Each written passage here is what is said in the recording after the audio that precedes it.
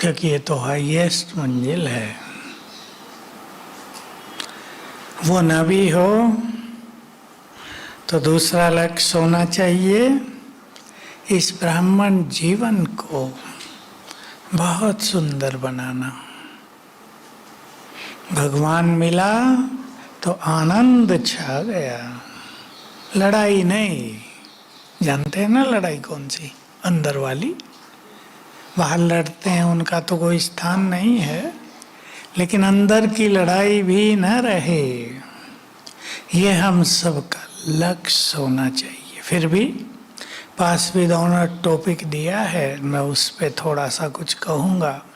हो सकता है आप में से कोई पास विद ऑनर होने का लक्ष्य रखता हो। पास विद ऑनर का अर्थ है सीधा अर्थ, बताओ। बिना सजा खाए ऊपर जाना। हाँ, और समीप आओ, असरतन बनना। 8 रतन ही योग बल से संपूर्ण विकर्मों पर विजय पाते हैं, नष्ट, और विकर्मा जीत भी बन जाते हैं। बाबा के बहुत सुंदर शब्द हैं इसमें। ये पास विद ऑनर होने वाली आत्माएं ही संकल्पों की सजा से भी मुक्त रहती हैं। यहाँ जाने से पहले, जाने में तो कोई सोच भी लेते हैं, जब जाएंगे तभी देख लेंगे क्या क्या होता है। जाने से पहले रहने में यहाँ संकल्पों की सजा न हो, मन में उलझन न हो, मन साफ आनंद में, खुशियों में, ईश्वरीय नशे में सदा रहता हो, दुनिया का इफेक्ट न पड़ रहा हो। बड़ी बड़ी बातें हैं जरा, फिर भी मैं आपको बता रहा हूँ। लक्ष्य तो यहीं तक पहुँचने का है और पहुँचना होगा ही। कलयुग के वातावरण का, कलयुग के विकारों का इफेक्ट हमारे ऊपर न हो, कलयुग की गंदगी हमें छू न पाए, कलयुग की बदबू हमारी खुशबू से नष्ट हो जाए चारों ओर। कई सुंदर बातें बाबा ने कही हैं इसके लिए। पास विद ऑनर होने वाले चारों सब्जेक्ट में फुल होंगे। इस पर तो हम चर्चा करेंगे आज, क्योंकि ये हम सबका सब्जेक्ट है, लक्ष्य है।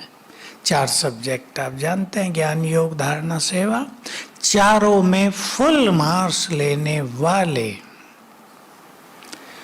2 और सुंदर बात, ये 8 आत्माएं ही अंत तक आत्माभिमानी बन जाती हैं। आत्माभिमानी का सब्जेक्ट बहुत गहरा है। अंत तक अर्थात आत्मा के 7 गुण जीवन में आ जाते हैं। बाबा ने बहुत अच्छी बात कही, पीछे साकार मुरलियों में आई। जो पास विद ऑनर होने वाले हैं वो मेरे समान ज्ञान के सागर बन जाते हैं। संपूर्ण ज्ञान, कुछ भी शेष नहीं रहेगा जानना। मैं कौन हूँ ये भी संपूर्ण रूप से, और शिव बाबा कौन है ये भी संपूर्ण रूप से जान लेंगे। माया क्या है ये भी संपूर्ण रूप से, और चारों सब्जेक्ट को भी संपूर्ण रूप से।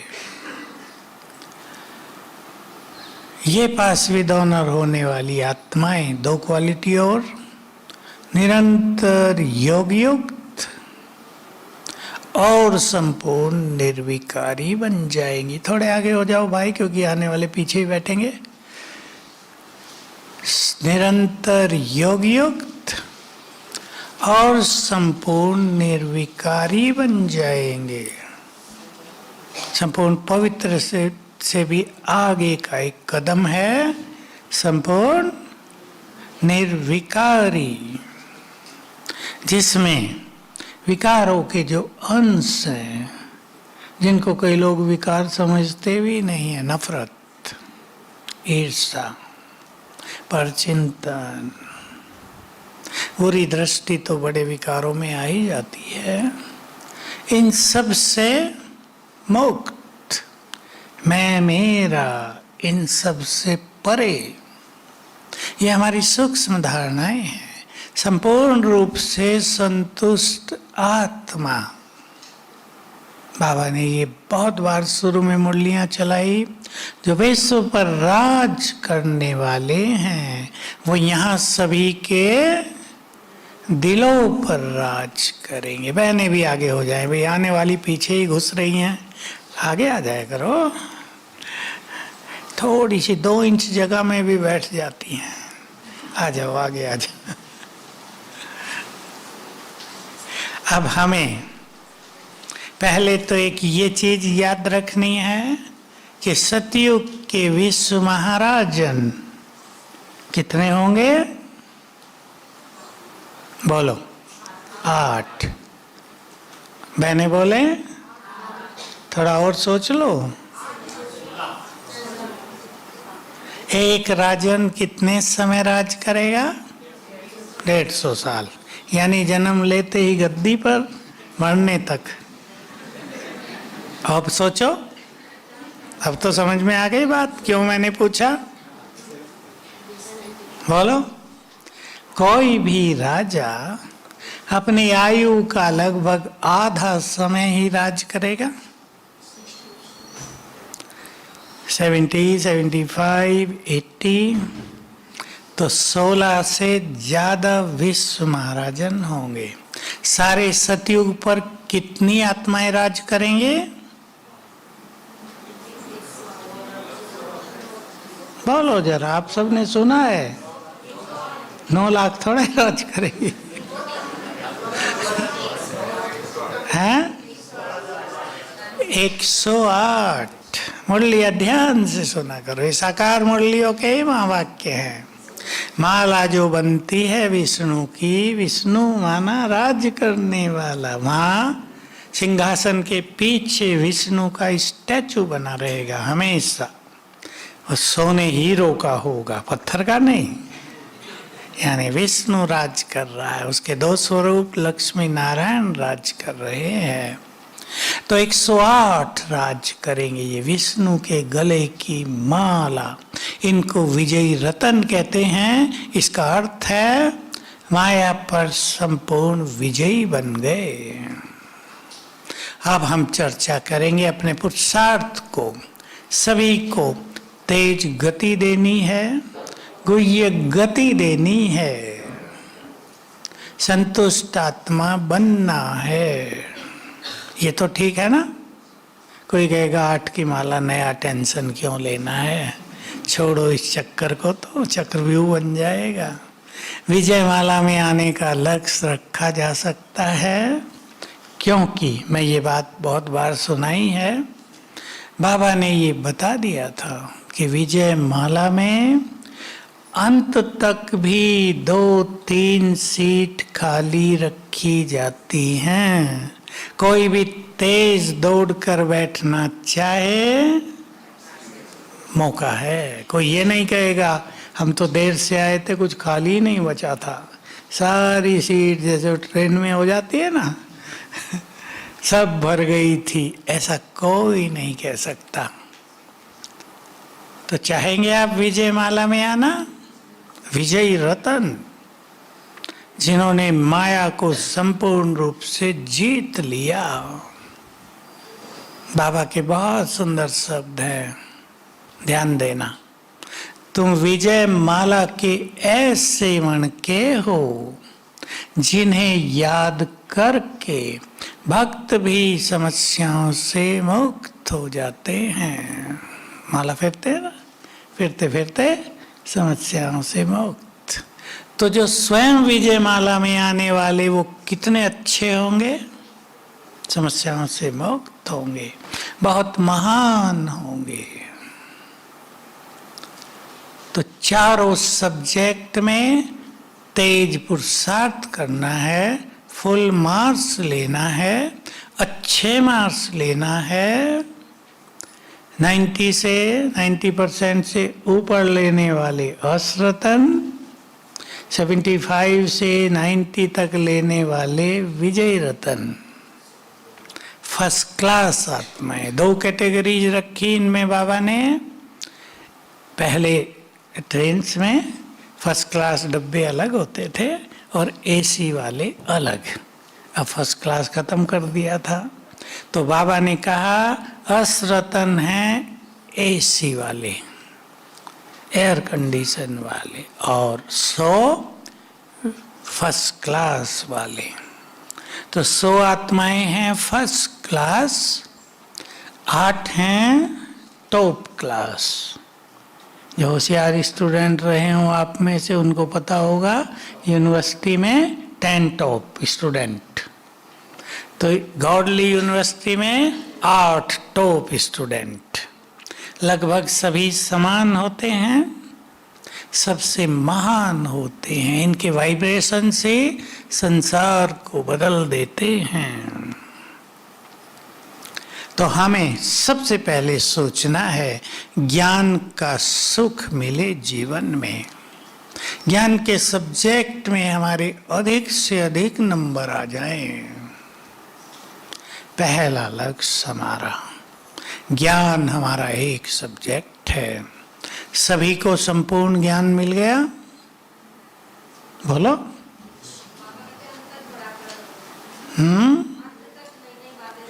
नहीं, गुह्य बातें तो बताएगा। मेरे प्रश्न का उत्तर दो। सबको संपूर्ण ज्ञान मिल गया? मिल गया या खोज है?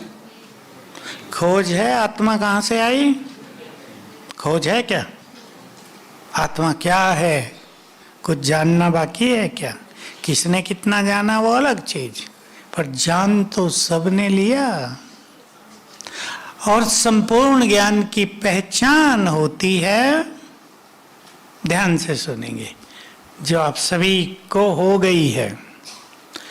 देखो, दुनिया में जन्म जन्म हम सब ने भी शास्त्र पढ़े, वेद पढ़े, दर्शन, उपनिषद, गीता सब पढ़ा, लेकिन तृप्ति हुई थी? सूक्ष्म रूप से भी देखो आप, किसी को भी आज भी, चाहे वो शंकराचार्य है, महामंडलेश्वर है, किसी को भी ये तृप्ति है कि सारा ज्ञान मिल गया? अंदर में है खोज, है खोज चलती है। मैं कौन हूं ये भी लोग नहीं जान पाए। सबसे छोटा लेसन आप सबको पता होना चाहिए बात का, इस तब तो ज्ञान की वैल्यू समझ में आएगी ना। नहीं तो ज्ञान सहज मिल गया घर बैठे, सोचते हैं क्या मुरली सुनने जाना है, मिल तो गया। ज्ञान की वैल्यू नहीं रहती। पर ये ज्ञान सचमुच रतन है। हमें क्या हुआ? ज्ञान मिलते ही पूर्ण संतुष्टि पा लिया। हो गया या नहीं? चाहे किसी ने शास्त्र पढ़े या नहीं पढ़े, किसी को बाहर के ज्ञान का पता था ये न पता था, संतुष्ट हो गई आत्मा, जान लिया सब कुछ। क्योंकि भगवान को जानने के बाद और कुछ जानना बाकी नहीं रहता। ये बाबा के महावाक्य हैं। और बाबा बहुत कहते रहे, बच्चे मेरे द्वारा मेरे को जानो, बिना मेरे कोई मेरे को नहीं जान सकता। शास्त्रों से, वेदों से कोई भगवान को जान ले? एक ही बात में सारा खेल बिगाड़ दिया लोगों ने। कौन सी? सर्वव्यापी है। जब कोई समझ में नहीं आया, जैसे सुख दुख के लिए कह दिया ना, आज छोड़ो सुख दुख का चक्कर, सब भगवान देता है। अपनी जान बचाने के लिए कि हमें दुख क्यों हुआ, कह दिया भगवान देता है। बाबा क्या कहता है? मीठा शब्द बोलता है। बोलो, बहुत स्वीट शब्द मूल्यों में रोज आता है। साकार मूल्यों पे ही ध्यान देना। आप आया याद? बच्चे बाप कभी अपने बच्चों को दुख देगा क्या? लौकिक बाप भी नहीं देता। सभी बाप बैठे हैं ना, देते हैं दुख कि ऐसा भी बच्चा हो, चलो हमारा बच्चा है, उसके सुखों का ही मार्ग ढूंढते हैं, ये खुश रहे। तो ज्ञान का सब्जेक्ट, ज्ञान की लिखते जाएंगे आप और सब पे ध्यान देंगे। ज्ञान को वैल्यू देना, ज्ञान की संपूर्ण वैल्यू को समझना। देखो कितनी वैल्यू है ज्ञान की। आज संसार में एक चीज की मारामारी बढ़ती जा रही है, सबको उस चीज का नहीं पता है, और वो है ज्यादा सोचने की आदत। ये बढ़ती जा रही युवकों में, सब में नहीं पर बढ़ती जा रही तेजी से। और उसका सहज समाधान है, अगर आत्मा का अभ्यास किया जाए तो मन की भागदौड़ शांत हो जाएगी। ज्ञान, इसका सुख मिले हमें, है या नहीं सुख ज्ञान में भी? अनुभव के बिना कोई इसका उत्तर नहीं दे सकता। ज्ञान में भी बहुत सुख है, इसलिए एकांतवासी बनकर ज्ञान का चिंतन करना, स्वयं से बातें करना, इससे ज्ञान का सुख मिलेगा। कौन से ज्ञान का चिंतन करना? बाबा को तो हमने जान लिया, भगवान को तो जान लिया, पर बहुत सुंदर बात हुई कि बाबा ने सृष्टि के आदि मध्य अंत का ज्ञान दिया, और ज्ञान ही नहीं दिया, ध्यान देंगे सभी, ये बताया तुम कौन थे। कौन थे? निर्विकारी देवता थे तुम। ये तो किसी को नहीं पता दुनिया में। भारत सोने की चिड़िया थी, बहुत साहूकार था भारत, थोड़ा थोड़ा जानते हैं इतिहासकार। अंग्रेजों के आने से पहले तक भी भारत सबसे साहूकार देश था। अमेरिका इंग्लैंड नहीं थे, इंग्लैंड तो भारत से ले गया सारा माल, साहूकार हो गए। फिर वापस दे रहे हैं, अभी बाबा ने कह दिया ना, राज बता दिया, कर्मों की गति वापस कर रहे हैं। लेकिन राज बताया तुम कहाँ थे, कैसे उतर कर आए हो, यहाँ आ गए हो, मैं तुम्हें लेने आ गया हूँ, इसका चिंतन ये हमें सुदर्शन चक्रधारी बनाएगा, व्यर्थ चक्र सारे समाप्त कर देगा। करके देखेंगे सभी अच्छी तरह, इसमें टाइम नहीं लगता, सोने से पहले कर लेना, बेड पे लेट के कर लेना। कहाँ से उतरे थे, कब उतरे थे, क्या थे हम, कैसे धीरे धीरे एक शरीर छोड़ा, दूसरा वो छोड़ा, तीसरा वो छोड़ा, चौथा, आ गए हैं एंड में। एंड में आए तो कौन मिल गया।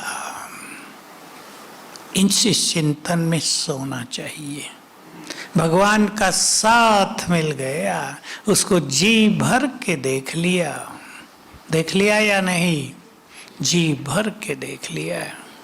ये चिंतन सभी को रखना है, इससे ज्ञान का सुख मिलेगा। दो बातें और, ज्ञान को अपनी विजडम बना देना है।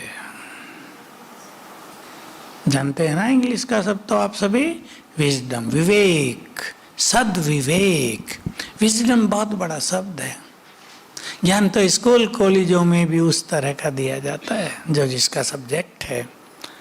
हमारे बाबा के ज्ञान को, जिसको सचमुच ज्ञान कहेंगे, इसको अपनी विजडम बना देना, विवेक बना देना, ये ज्ञान के चिंतन से होगा।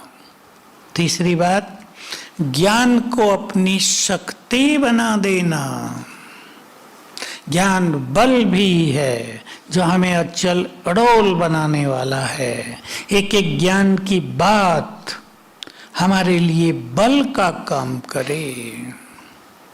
सभी के घरों में लिखा रहता है बाबा के चित्र के साथ, क्या लिखा रहता है? तू चिंता न कर। कितनी छोटी सी बात है, पर कितने काम की है, कितने काम की क्या है, शब्द ही नहीं, कितना तो सब छोटा है। भगवान कह रहा बच्चे डोंट वरी, मैं हूं यहां, तुम्हारे साथ हूं, मेरे होते क्यों परेशान हो रहे हो। आनंद आएगा। ये एक ही पॉइंट बल बन गई ना। अनुभव सुना दूं कुछ लोगों का, कईयों के फोन आते हैं, डर बहुत लगता है भाई जी, माताओं को ज्यादा थोड़ा, युवकों में कुछ के केस हो गए, रात को लगता है कोई ताला तोड़ के ना आ जाए, भूत ना आ जाए, कई तरह के डर, सब परिवार वाले हैं। डर लग रहा है, ये कलयुग के अंत की सबसे बड़ी त्रासदी है और होने जा रही है। भय फैल जाएगा संसार में। मैं कहता हूं क्यों, ताला क्यों तोड़ देगा आपका कोई, दो लगा दो, हंसने लगते हैं। और अगर याद आ जाए मैं बैठा हूं, तो डर रहेगा नहीं रहे। एक ही पॉइंट ने बल दे दिया ना जीवन में, सहारा दे दिया।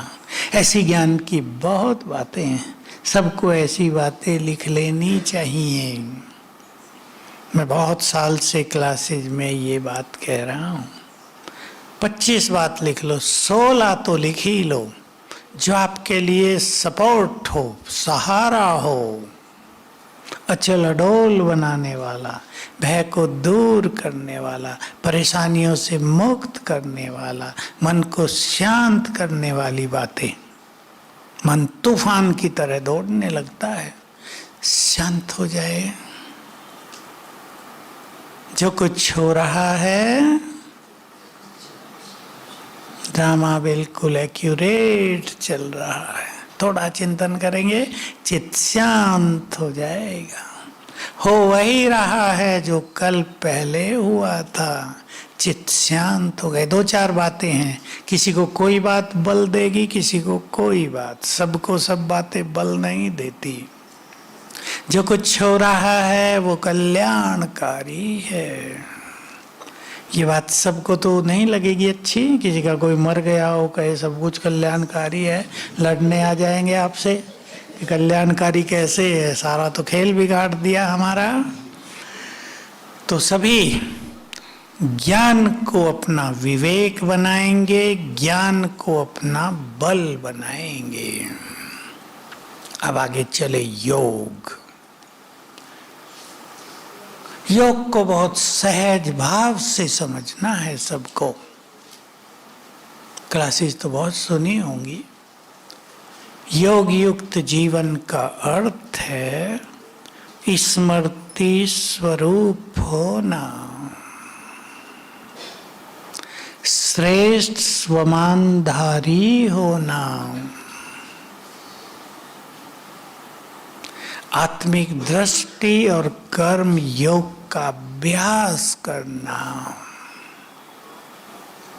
ये योग युक्त जीवन, बुद्धि को स्थिर कर देना, ऐसा करने वाले योग में फुल मार्क्स लेंगे।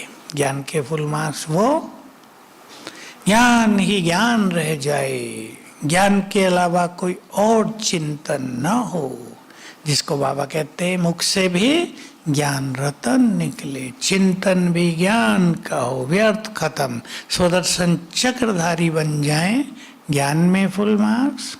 योग के ये सब सब्जेक्ट हैं, इसलिए योग केवल बैठ के करने का विषय नहीं है, कर्मों में योग हो जाए। योगी अगर बनना है, योग युक्त जीवन बनाना है, कर्म में योग, जैसे 5 स्वरूपों का अभ्यास है, उसको बैठ के करना ज्यादा किसी को प्रभावशाली लगेगा, और किसी को कर्मों में ये नशा रखना कि मेरा भविष्य क्या है, मैं इस देवी हूं, नशे की बात है, बहुत ज्यादा चिंतन भी नहीं होता, इसमें नशा हो जाए। ये तो केवल एक ब्रह्मा बाबा का ही उदाहरण है हमारे पास, बाकी जो करते हैं वो ज़्यादा बताएंगे भी नहीं, लेकिन ब्रह्मा बाबा का प्रत्यक्ष में था, बहुत नशा भविष्य का, बहुत नशा, नारायणी नशा। उन्हीं के नाम से तो फेमस हुआ होगा ना, नारायणी नशा। जो नारायण बनने वाला है उसका नशा नारायणी नशा बन गया। धारणाएं, कुछ धारणाएं अपने पास चुन कर रखेंगे। धारणाओं का बीज क्या है? धारणाओं के बीज में कौन सी धारणा है? प्योरिटी, सुख शांति की जननी, आत्मा को दिव्य बनाने वाली। इसके लिए मैं आप सबको कहूँगा, प्योरिटी को अपना बल बना लें। प्योरिटी युद्ध नहीं, आनंद। दो चीजें याद रखेंगे। इसके लिए अपनी प्योरिटी का स्वमान, अपने आदि अनादि स्वरूप की स्मृति। अगर आप इसको सरल बनाना चाहते हैं तो सुन लें ध्यान से। 5 स्वरूपों का अभ्यास प्योरिटी को नेचुरल कर देगा। अव्यक्त बाबा ने कई बार स्वयं 5 स्वरूपों की ड्रिल कराई है। सुनते होंगे आप क्लिप्स, वो तैयार हैं। देखो, पहली जिसको प्योरिटी से जोड़ा, तुम आत्माएं जब परम धाम में हो, तुम्हारी चमक, तुम्हारा तेज अन्य आत्माओं से अधिक है और तुम बाप के बहुत समीप हो। 2 बातें कही। फिर देवयुग में देवता, तुम्हारे चेहरे ही सबको पवित्रता की झलक दिखाते हैं। बहुत दिव्यता है उस प्योरिटी में। फिर इस देव देवियां सब पवित्र, ब्राह्मण जीवन पवित्र, हम बनते हैं फरिश्ते संपूर्ण पावन, धरती के संसार के आकर्षण से बहुत दूर, देह के आकर्षण से उपराम।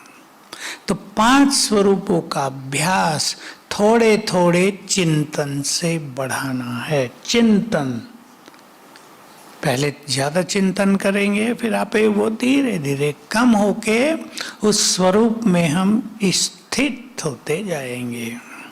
तो योग और प्योरिटी दोनों साथ साथ चलेंगे। योग जितना अच्छा होगा, पवित्रता उतनी ही नेचुरल होगी और पवित्रता बढ़ते बढ़ते बुद्धि योग में स्थिर होती जाएगी। योग में एक चीज और, बाबा से जो हमारा नाता है और उस नाते को एक ही रूप से सभी ले लेंगे। बाबा मेरा है, छोटा सा शब्द है ये, प्राइमरी शब्द भी है और हाईएस्ट बात भी है। जो भगवान है वो मेरा है। मैं इसमें एक ही बात जोड़ता हूं, बाकी तो आप सब जानते हैं बहुत चीजें। उसे अपनापन हमें बढ़ाना है, परंतु मेरों पर अधिकार होता है, अपनों पर अधिकार होता है। तो 2 चीजों पे सभी ध्यान देंगे और बहुत अच्छी प्रैक्टिस करेंगे, जीवन में बहुत आनंद आएगा। जो कुछ बाबा का है वो सब मेरा, सब कुछ बाबा का है वो बाद में सोचना, वो आपका काम है कितना आप सोचते हैं। कई तो ये भी सोचता है मेरा सो मेरा, तेरा भी मेरा। भक्ति में हमारी मनोहर दादी बहुत हंसाया करती थी, मेरा सो मेरा, उसको हाथ न लगाना, तेरा भी मेरा। मनोहर दादी की कभी कभी याद आती है, क्लास में यहाँ भी और भाषणों में भी, कि मंदिर में जाकर माताएं गीत गाती हैं, तन मन धन सब तेरा, घर आते ही तन मन धन सब मेरा। तो बाबा के पास जो खजाने हैं वो सब मेरे हैं। ये गहरी फीलिंग बाबा की मुरली सुन चुके हैं कल शायद या परसों। मैंने तुम्हें गोद में लिया है, सुनी है? गोद के बच्चे एडॉप्ट कर लिया है। तो जब एडॉप्ट कर लिया, बाबा ने उदाहरण दिया था, किसी गरीब के बच्चे को राजा एडॉप्ट करने वाला हो और बच्चे को पता लग जाए कि राजा मुझे एडॉप्ट करने पर विचार कर रहा है, तो क्या होने लगेगा उस दिन से?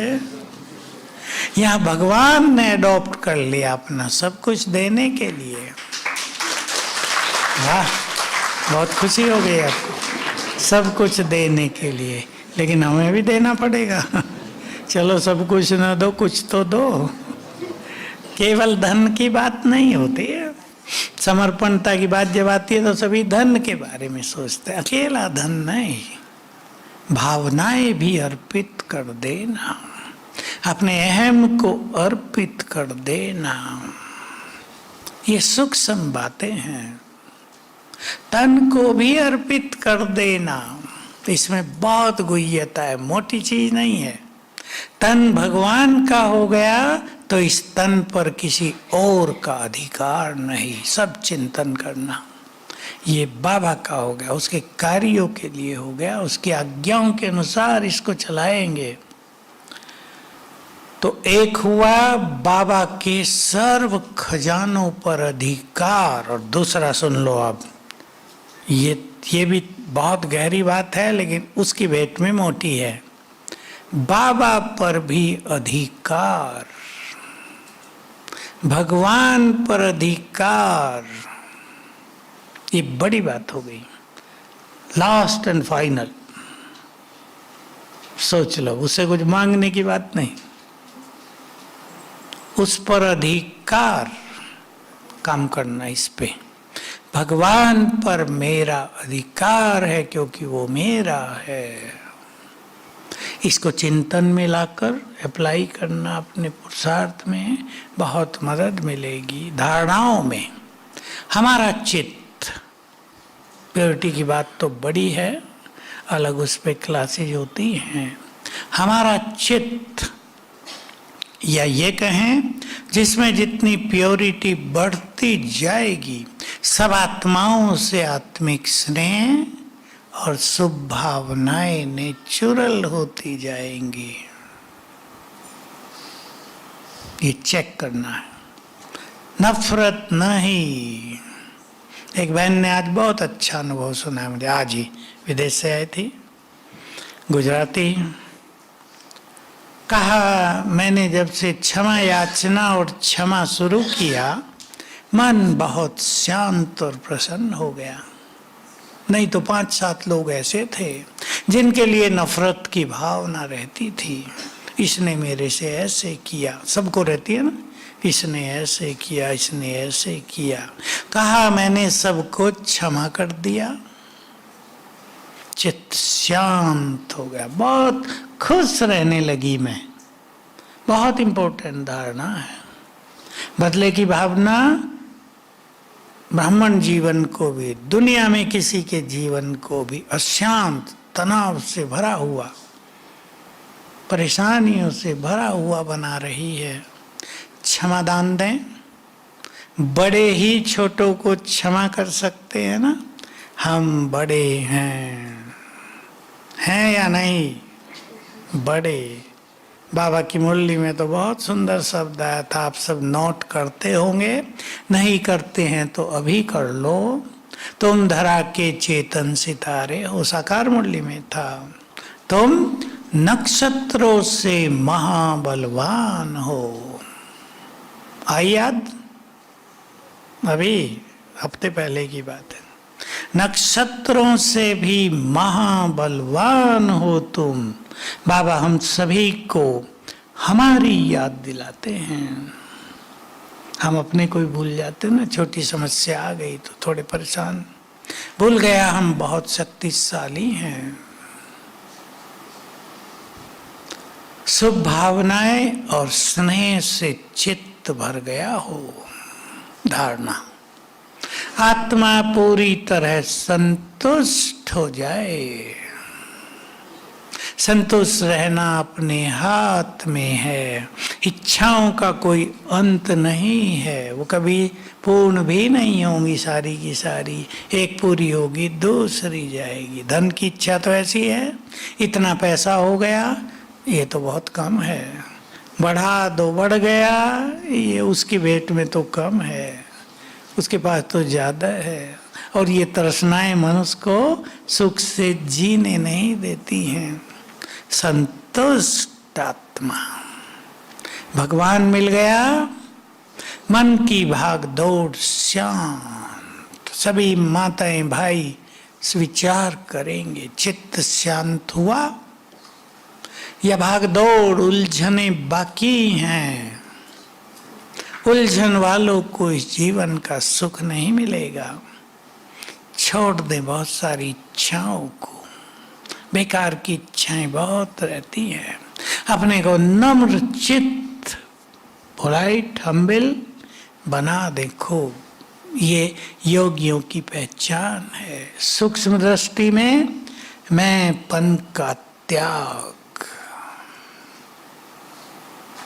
ये बहुत सूक्ष्म धारणा है हमारी। मैंपन को छोड़ते चलें। सेवाओं में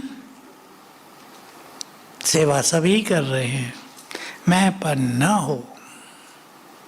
सेवाओं में दो भाव सभी धारण करेंगे, निष्काम भाव, समर्पण भाव।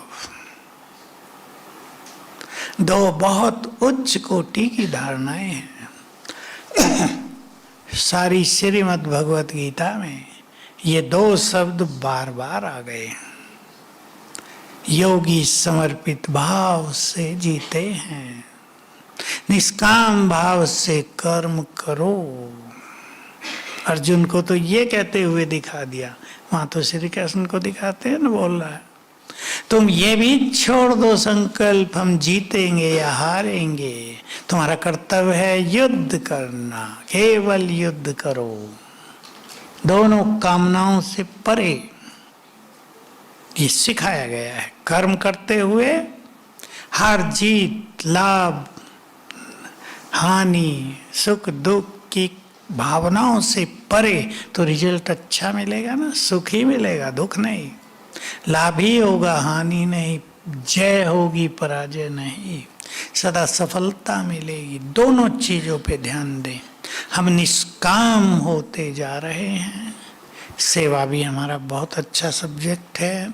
मुख से हमें ज्ञान भी देना है, तन मन धन से भी सेवा करनी है। आप सब कर रहे हैं बहुत, हमें कुछ कहना नहीं है, लेकिन सूक्ष्म धारणाएं ये हैं। मनसा द्वारा रोज मुरलियों में आता है, शक्तियों का सकाश देने की सेवा, बोल द्वारा ज्ञान देने की सेवा, कर्म द्वारा गुण दान का अर्थ होता है हमारे कर्म क्षेत्र पर हम ऐसे रहें कि हमसे दूसरे लोग गुण सीखते रहें। घरों में आप इतने शांत हो जाएं कि आपको देखकर आपके परिवार वाले भी शांत रहना सीख जाएं। ये नहीं काम कर रहे हैं और थोड़ी परेशानी हो रही है। देखो, परेशानी भिन्न तरह से कभी कभी अच्छे ढंग से भी हो जाती है। कोई प्रोग्राम चल रहा सेंटर में, आपको जाना है, परिवार वालों ने काम ज़्यादा दे दिया है आज, अब मन दो तरफ लगा हुआ, ये काम भी करना और जाना भी है, तो थोड़े इरिटेट हो जाते हैं, कभी कभी चिड़चिड़े, थोड़े परेशान। लेकिन होना नहीं है। क्यों नहीं होना है? अभी कोई परेशान हो रहा, न सेंटर जा पा रहा है और घर में परेशान है, दोनों बातें गई ना जीवन से। जा भी नहीं पाए, इधर भी खुश नहीं रहे, उदास बैठे हैं। कैसा जीवन है, कैसे ग्रस्त में फंस गए। आज ही तो इतना अच्छा प्रोग्राम था, जा ही नहीं पाए। अच्छा है, शांत हो जाओ, एक सुंदर संकल्प रख लो, वो मेरा है तो पर्सनल, प्रभु इच्छा नहीं थी। शांत करो अपने को, जहां हैं वहीं आनंद में रहेंगे। तो क्या होगा इससे? जो आपको ज्यादा काम मिला है आज करने को, वो जल्दी पूरा हो जाएगा और आप सर्विस सेंटर पहुंच जाओगे। ये प्रैक्टिकल होगा। जब मनुष्य परेशान हो जाता है तो उसकी कार्य शक्ति बहुत डाउन हो जाती है, काम धीमा होगा, लगेगा बहुत काम है। और काम कितना भी ज्यादा हो, मन प्रसन्न है, चित्त एकाग्र है, 2 घंटे का काम 1 घंटे में। मुझे तो बाबा की कभी कभी एक वंडरफुल बात याद आती है, उसमें जरा भी गलती नहीं है। मैं सोचता हूँ ये कितनी बड़ी बात कही।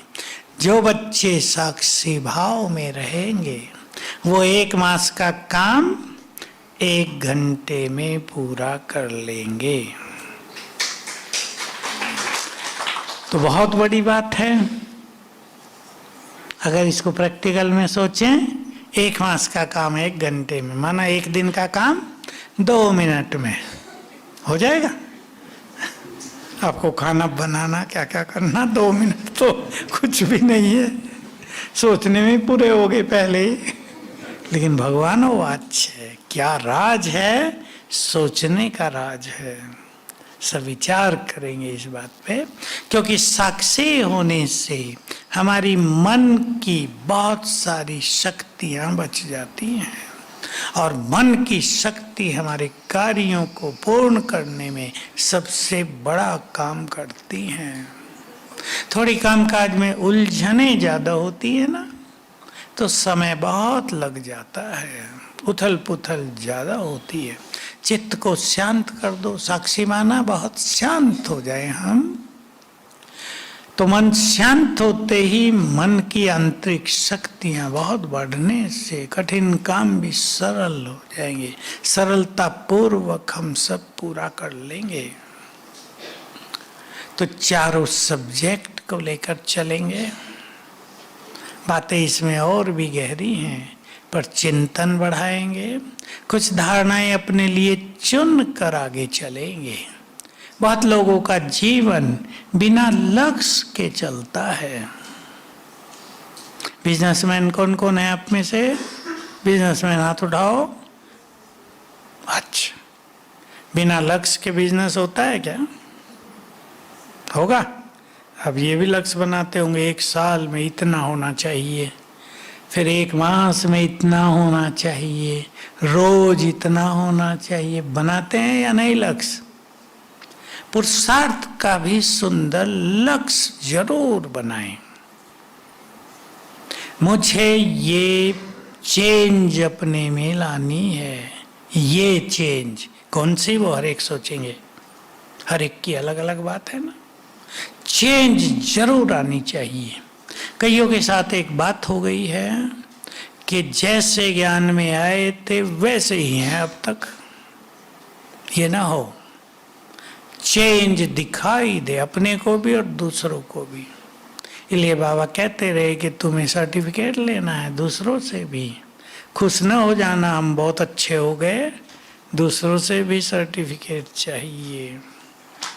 तो कोई अपने में चेंज लाना, आपके जीवन में कुछ विशेष खुशी और नशा आ जाए, ये लक्ष्य बना लो। विशेष खुशी और नशा। बाबा ने एक बहुत अच्छी बात पीछे कही थी। लोग कहते हैं ब्रह्मा कुमार कुमारियों का त्याग बहुत है, लेकिन अब क्या कहें, भाग्य भी बहुत है। वो कैसे कहेंगे? हमारे कहने से थोड़ा ही कहेंगे। हम कहें हमारा भाग्य बहुत अच्छा। चेहरे पर खुशी, संतोष, धैर्य और कार्यों में सहज सफलता। प्रैक्टिकल जो लोग देखते हैं ना, कार्यों में सहज सफलता। अगर किसी के कार्यों में सफलता हो न रही हो, विघन ही विघन आ रहे हो, लोग कहेंगे बड़ा भाग्यवान है? नहीं। इसलिए क्या करें जो सहज सफलता मिले। बाबा की कई बार मुरलियां चल चुकी हैं बहुत गहरी। सफल करो, सफलता पाओ। केवल पैसा नहीं, कुछ और भी।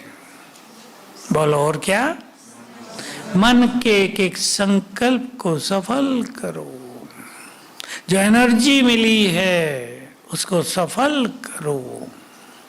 आपका एक एक बोल सफल हो रहा हो, कर्म भी सफल हो रहे हों। रोज सवेरे सभी ये प्रैक्टिस करेंगे। रोज सवेरे 2-4 संकल्प करेंगे उठते ही। सवेरे के संकल्पों का बहुत गहरा इफेक्ट है। हमने यह व्यक्त बाबा से सीखा था। एक बार बाबा ने कहा, उठते ही 3 संकल्प किया करो। मैं माया जीत विजयी हूं। लिख लो आप, ही आपको करने हैं सब। मैं माया जीत विजयी हूं, निर्विघ्न हूं, सफलता मूर्त हूं।